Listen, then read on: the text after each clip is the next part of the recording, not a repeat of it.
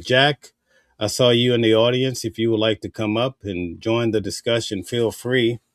I sent the link to this show to your Instagram, so feel free to come up and tell us what your thoughts are in regards to Carmelo Anthony.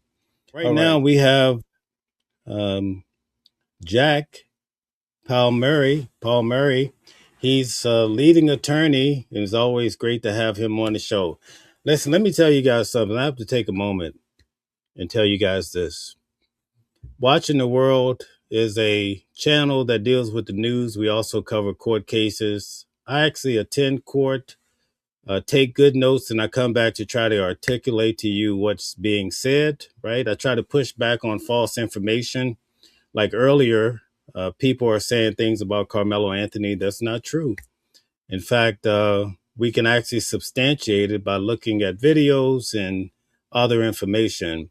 But what I want to say to you, for us to have an attorney come up during the show right now and actually join and help us to understand the case from a legal point of view, I think that's amazing, right?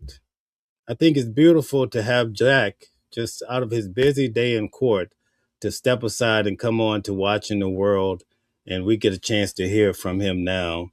And I'm humbled by the opportunity. Let's go. Jack, how are you? I'm very well. Mel, how much do I owe you for all that? That was just wildly humbling. You are too kind. You are a gentleman and a scholar. Thank you for that intro.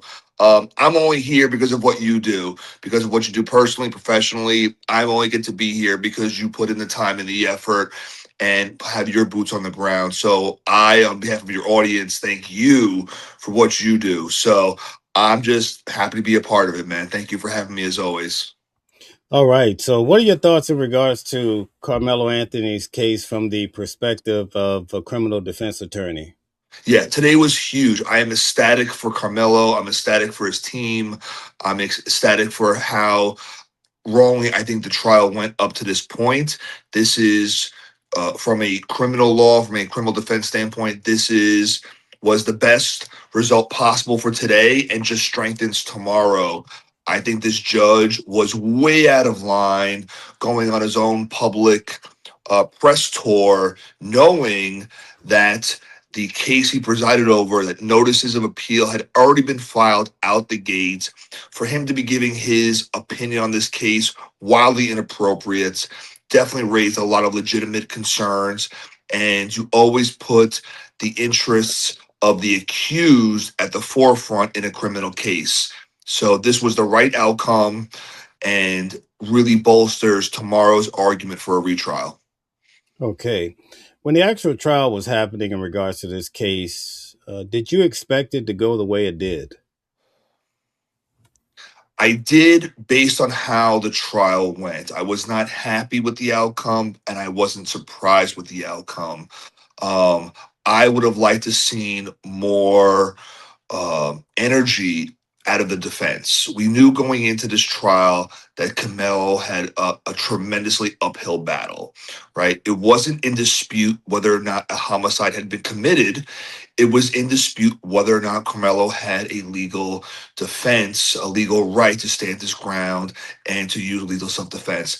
I would have liked to have seen a lot more out of the defense. I would like to have seen experts, reconstructionists. I would like to see more anger, more just leaving it all in the ring. I don't mean to talk down. Obviously, I wasn't the trial attorney at the time. It's easy for me to Monday morning quarterback, but it's only the man's life that's on the line, and he's all of 18, 19, 20 years old. You gotta bring the emotion in a case like this. Let me ask you this. After covering the trial, have you ever seen a situation where a person is found guilty, sentenced, and his hair cut within 24 hours? So that typically happens for Department of Corrections. That will happen to those who are either convicted or have a long-term plea deal in place. They do it under the guise of for sanitary reasons, for health conditions, because they don't want hair to bring in lice and other germs. You do see this predominantly affect African Americans more than other races, especially those who keep hair long for certain religious purposes. Um, so I do see that in place. We don't get to see this much because we don't see people after they're convicted normally. Doesn't happen with the women. So no one was giving Carmelo the benefit of that he would get a retrial. They were treating him as a convicted felon. Wow, man. You know, in this case, I sat through it each day, and the one thing I noticed is that the defense seemed like they were handicapped. They were not giving it their all. Seemed like something was wrong. Then I found out about a gentleman's deal. Do you hear a lot about gentleman's deal?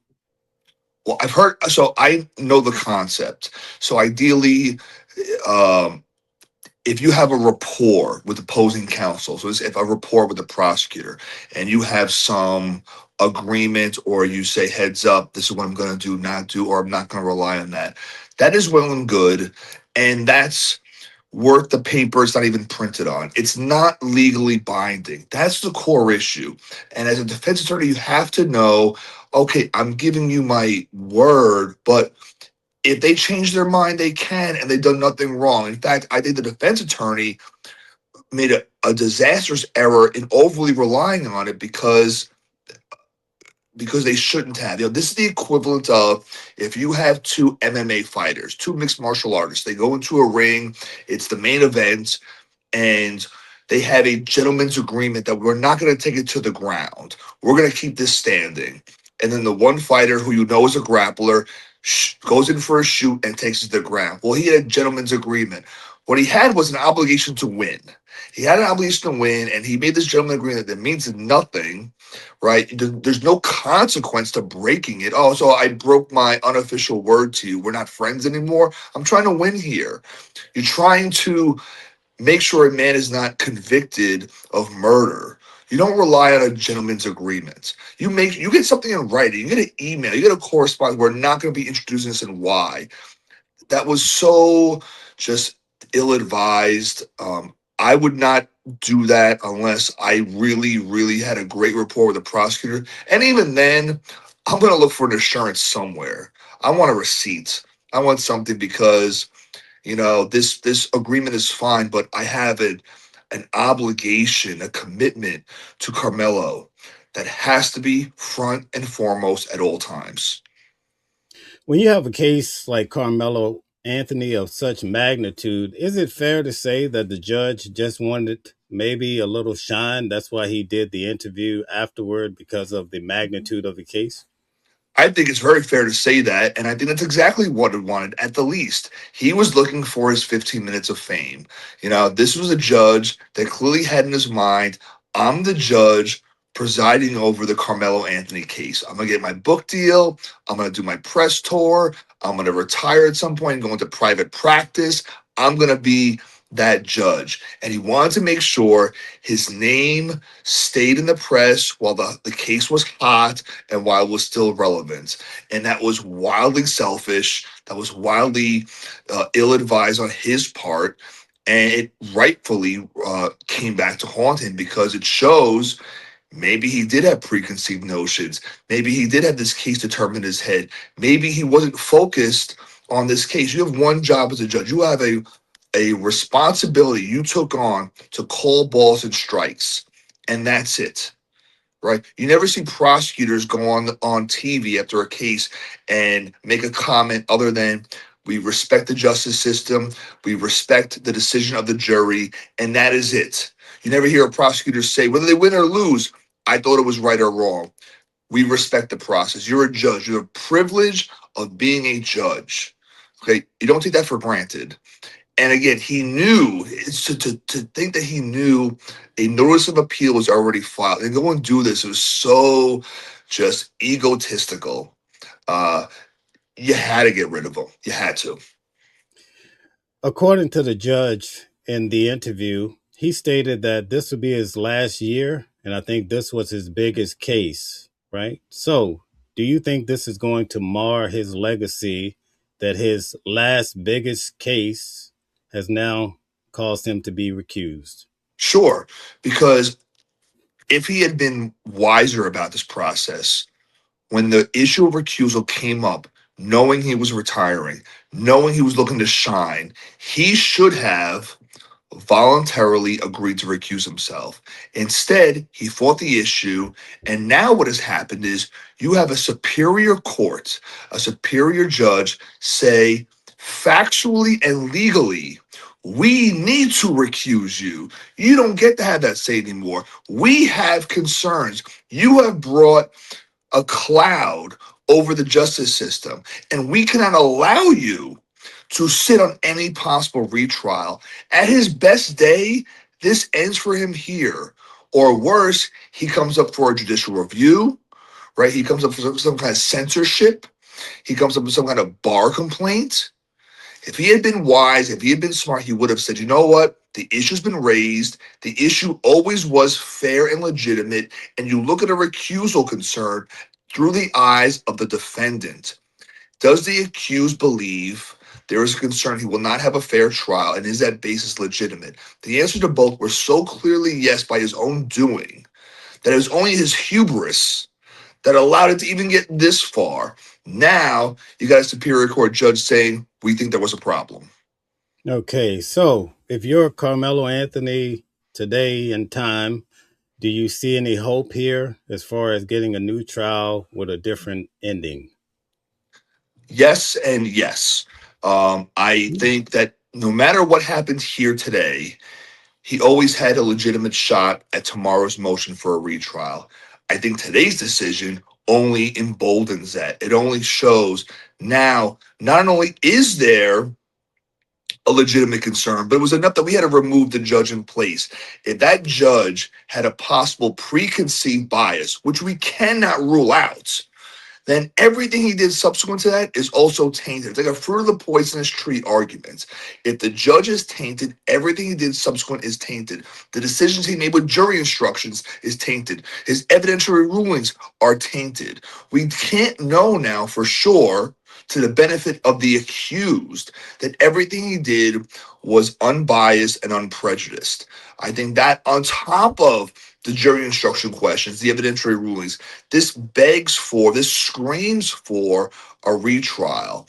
And now you have the defense, which will have a second chance to shore up whatever holes they ran into in the first trial. They get to just recalculate everything. There'll be no gentlemen's agreements this time around. I promise you that, right? They're going to fight tooth and nail. You make a record of every issue. Set this up. Um, it's rare to get a second chance. You won't get a third, right? You shore up the case. You go hard out the gate. You leave nothing to chance. You leave no one. No one gets a free pass that can go around. Okay, my last question for you. I went out to Nancy Guthrie's home, standing out in front of her house for 2 weeks. The mainstream media told all of us who are independent media to get lost, right? Down in Texas, the courthouse is pushing back so much today that Worski, the prosecution's attorney, basically said, listen, there are people that are covering the case and spreading this and that about the news. Do you see independent media as a force for good or a force for bad when it comes to cases pushing back with a different narrative or maybe a different point of view from the mainstream media? I think the independent media, journals like yourself, are the harbinger for truth. And then whether you feel about truth depends, will dictate if you think that people like yourself are good or bad.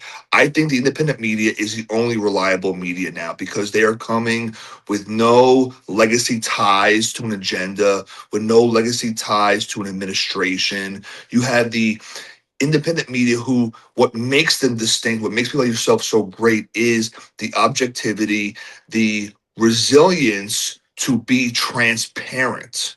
And that's what legacy media lost a long time ago by their own undoing. So they are rightfully scared because they are their history. They are the dinosaurs. Their way, they refuse to change. They deserve to die out because of it. And listen, everyone looks to, fight the fight. No one wants to go into that good night softly. So they're going to push back against you, and because you're going to replace them, you should. I only go to independent media now if I want transparency to let me decide how I feel about the news, not let the news just tell me how I should feel or how I should view an event. So they're right to be scared, but they're not going to stop it. That train already left. They can only hold you at the door for so long. You're coming in. Jack, you're so amazing. It's great to have you on. Could you take a moment to tell everybody how to follow you and so forth? They should follow me on your show. Come to your show and watch me. Follow me here. But if I'm not here, I'm on all the major social media. Jack Palmieri Law. My information is there. I welcome your audience to give me what they think of me or my opinions. I read the comments. I appreciate, like what we have here. I appreciate the dialogue. The dialogue is what makes this relevant and important. You don't have to agree with me, but we can talk civilized, and I can always learn something. And I'm in the South Florida area, so if anyone needs me down here, the next time you come down here and cover a case, first coffee's on me. All right. Well, guess what? We become kings on Facebook and Instagram and all these platforms. Definitely with the way you cut up videos and you style it. I like it. Thank you. I appreciate it. You as well. So I'm looking forward to get a case down here, and then I can come and rub elbows with you. All right. I look forward to it. Thanks for coming on. I'll see you soon. I look forward to it, my friend. Thank you so much. Thank you.